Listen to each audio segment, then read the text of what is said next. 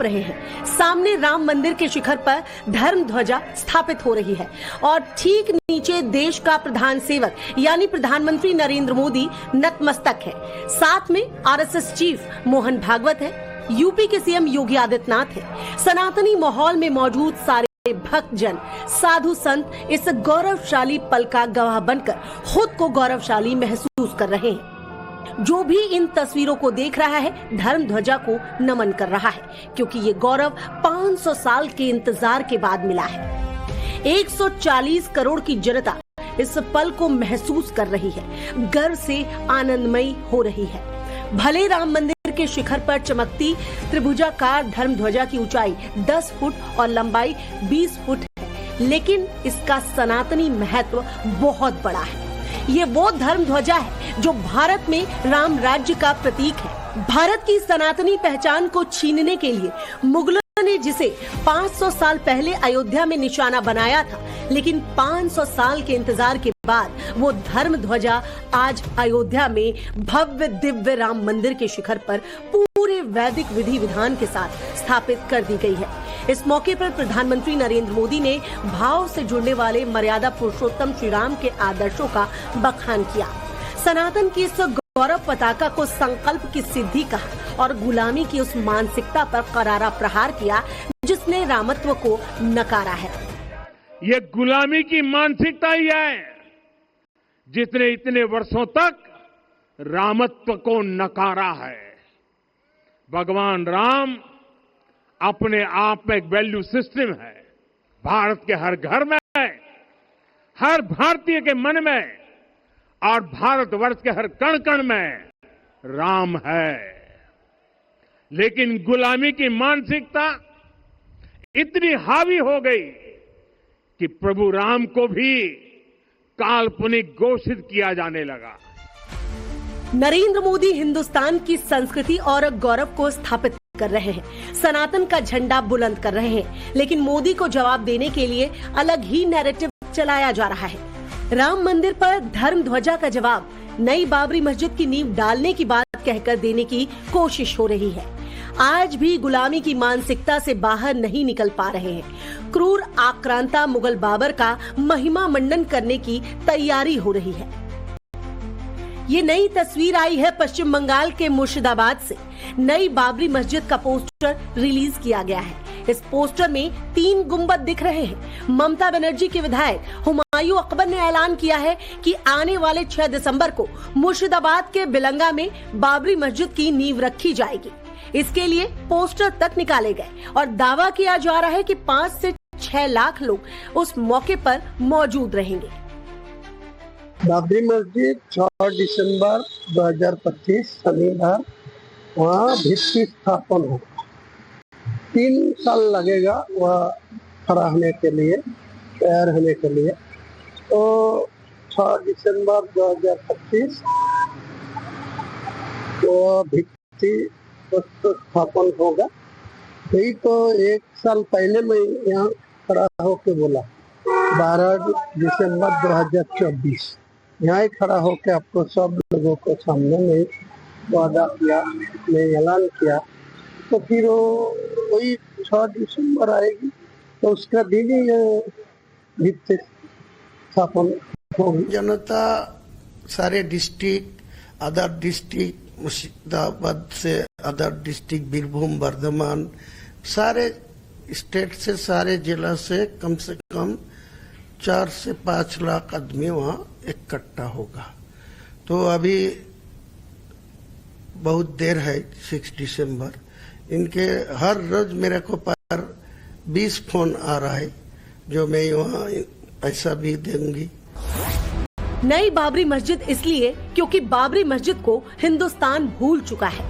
हिंदू हो या मुसलमान, सब बाबरी चैप्टर को भूल चुके हैं। 140 करोड़ की जनता बाबर का महिमा मंडन नहीं चाहती, लेकिन पश्चिम बंगाल में अगले साल चुनाव है। चुनाव में नरेंद्र मोदी को जवाब देने के लिए नई बाबरी की नींव डालने की बात कही जा रही है। बीजेपी ममता बनर्जी के विधायक के इस ऐलान के बाद हमलावर है।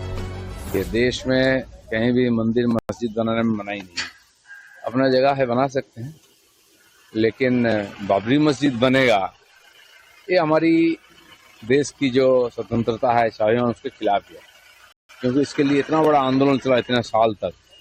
तो बनाओ किसी और के नाम पे, अपने पिताजी के नाम पर बना, किसी के नाम पर। बाबर इस देश का ना महापुरुष है ना कोई है, तो आक्रांता था, इसलिए यहाँ के लोग बाबर के नाम से और उसको सम्मान नहीं करेंगे। धर्मीय स्थल को लेकर राजनीति तृणमूल करते हैं। आज 6 तारीख जब बाबरी मस्जिद का ये किया गया था, डेमोलिश किया गया था, उसी दिन आज मुसलमान सेंटिमेंट को इंस्टिगेट करके आज ये तृणमूल के जो हुमायूं कबीर वो आज घोषणा कर रहे कि वो मस्जिद बनाएंगे। मस्जिद बनाए, मंदिर बनाए, देश के किसी भी हिस्से में बनाए, लेकिन उस बाबर के नाम की मस्जिद भारत में बनाने का क्या मतलब? जिस बाबर ने देश को लूटा, जो आक्रांता था, 500 साल पुराने विवाद को सुप्रीम कोर्ट ने सुलझाया, बाबरी चैप्टर खत्म किया, तो एक तरफ राम मंदिर बनाने का फैसला हुआ, दूसरी तरफ मस्जिद के लिए अलग से जमीन दी गई। लेकिन आज नई बाबरी मस्जिद की बात करने वालों ने उस जमीन का क्या किया?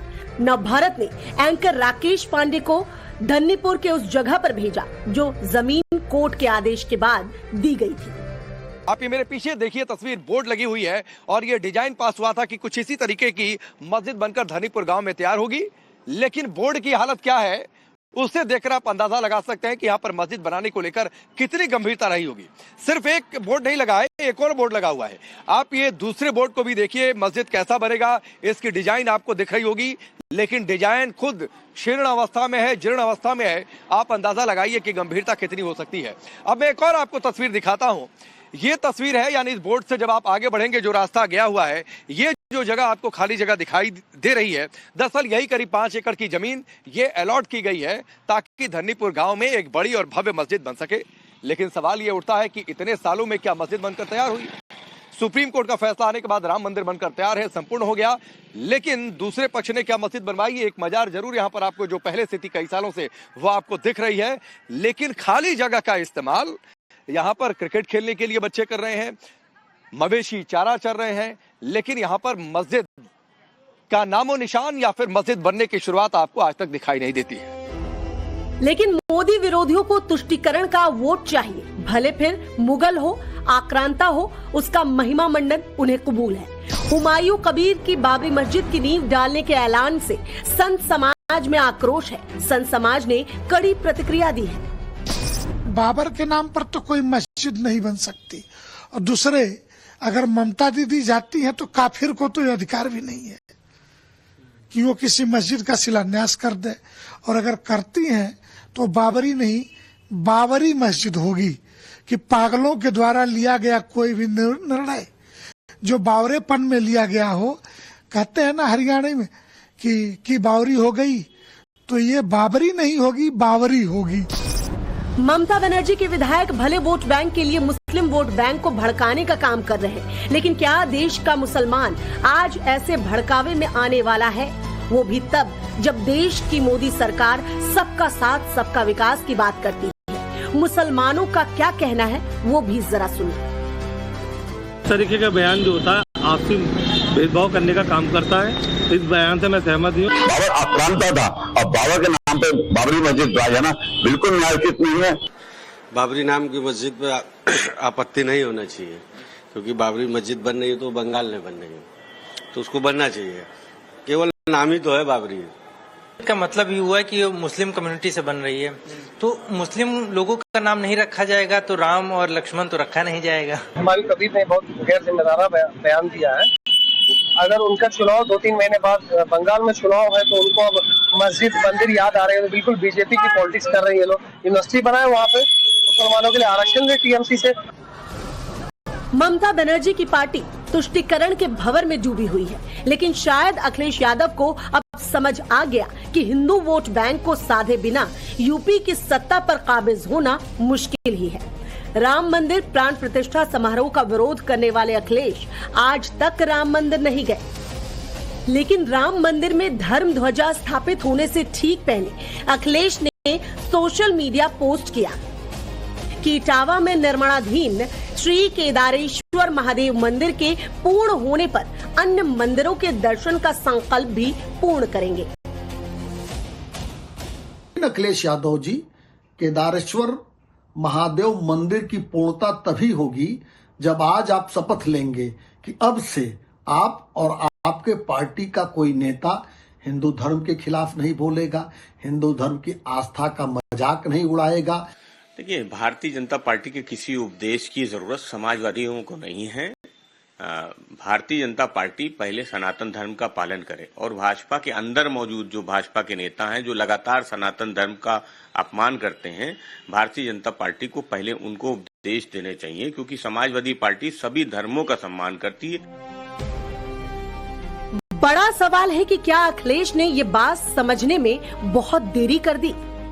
अब जो दर्शन करने के उनको दुर्भाग्य है और मोदी जी का सौभाग्य है, क्योंकि महाराष्ट्र से लेकर हरियाणा और बिहार में हिंदू एकता ने विपक्ष के जातीय चक्रव्यूह को भेद दिया और ये साफ कर दिया कि जाति की राजनीति नहीं चलेगी। तो क्या इसलिए अखिलेश संकेतों में अयोध्या आने की बात कर रहे हैं? क्या 2027 के यूपी चुनाव से पहले अखिलेश सॉफ्ट हिंदुत्व की राजनीति करने लगेंगे?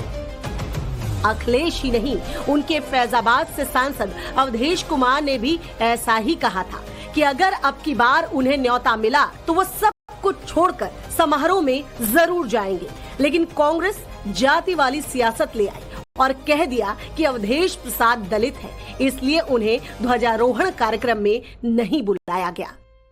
कोई निमंत्रण नहीं मिला और निमंत्रण मिलेगा या जो भी व्यवस्था होगी अंदर जाने का, पास है या इनवाइटेशन है, निमंत्रण पत्र है, जो भी व्यवस्था के तहत एंट्री करने का वो मिलेगा तो मैं निश्चित तौर से जाऊंगा। सारा कारोबार छोड़कर नंगे पैर जाऊंगा। ऐसा है भाई, दलित है वो, इसलिए नहीं दिया होगा। अब ये तो बड़ी दुर्भाग्य है, लोकल सांसद को प्रधानमंत्री आ रहे हैं और प्रधानमंत्री के आगमन पर लोकल सांसद को भी निमंत्रण ना हो, इससे ज्यादा दुखदायी क्या हो सकता है। और अगर प्रधानमंत्री जी की हैसियत से प्रधानमंत्री जी आ रहे हैं, क्योंकि प्रधानमंत्री जी तो प्रधानमंत्री की हैसियत से आएंगे ना, तो सबसे पहला तो हक वहां के सांसद का है, लेकिन वो दलित है इसलिए उसको बुलाया नहीं। विरोधी मोदी सरकार पर धर्म की राजनीति का आरोप लगा रहे हैं, लेकिन नरेंद्र मोदी भविष्य के उस कालखंड की सोच रहे हैं जहां तक सोचने की हर किसी की कल्पना तक नहीं हो सकती। राम मंदिर के ध्वजारोहण समारोह के मौके पर प्रधानमंत्री मोदी ने उनके विजन और आयु पर सवाल उठाने वालों को करारा हमला बोला और देश के लिए अपना विजन सामने रखा। खुद ही नहीं रहेंगे यहाँ पे धरती पे, बातें कर रहे मतलब की। अच्छा, किसके बारे में कह रहे हो तुम रहोगे 2047 तक, तो खुद ही नहीं रहोगे। उम्र हमें दिखाई दे रही है, सर पे बाल नहीं है आपके। अच्छा, जीतेंगे नहीं, ना बंगाल जीतेंगे ना यूपी जीतेंगे, मैं आपको बता दे रहा हूँ। सबके प्रयास से ही 2047 जब देश आजादी के 100 साल मनाएगा, हमें 2047 तक विकसित भारत का निर्माण करना ही होगा। साथियों, रामलला की प्राण प्रतिष्ठा के ऐतिहासिक अवसर पर मैंने राम से राष्ट्र के संकल्प की चर्चा की थी। मैंने कहा था कि हमें आने वाले 1000 वर्षों के लिए भारत की नींव मजबूत करनी है। हमें याद रखना है, जो सिर्फ वर्तमान का सोचते हैं वो आने वाली पीढ़ियों के साथ अन्याय करते हैं। हमें वर्तमान के साथ साथ भावी पीढ़ियों के बारे में भी सोचना है, क्योंकि हम जब नहीं थे ये देश तब भी था, जब हम नहीं रहेंगे ये देश तब भी रहेगा। हम एक जीवंत समाज है, हमें दूरदृष्टि के साथ ही काम करना होगा। हमें आने वाले दशकों, आने वाली सदियों को ध्यान में रखना ही होगा। और साथियों, इसके लिए भी हमें प्रभु राम से सीखना होगा। साफ है, मोदी का विजन क्लियर है। मोदी सबका साथ सबका विकास की बात कर रहे हैं, देश को आगे ले जाने के एजेंडे पर काम कर रहे हैं, लेकिन विरोधी गुलामी की उस मानसिकता पर टिके हैं जो देश के लिए खतरनाक है। शायद वोट बैंक के लिए ये सब कुछ हो रहा है। Bureau report, times now.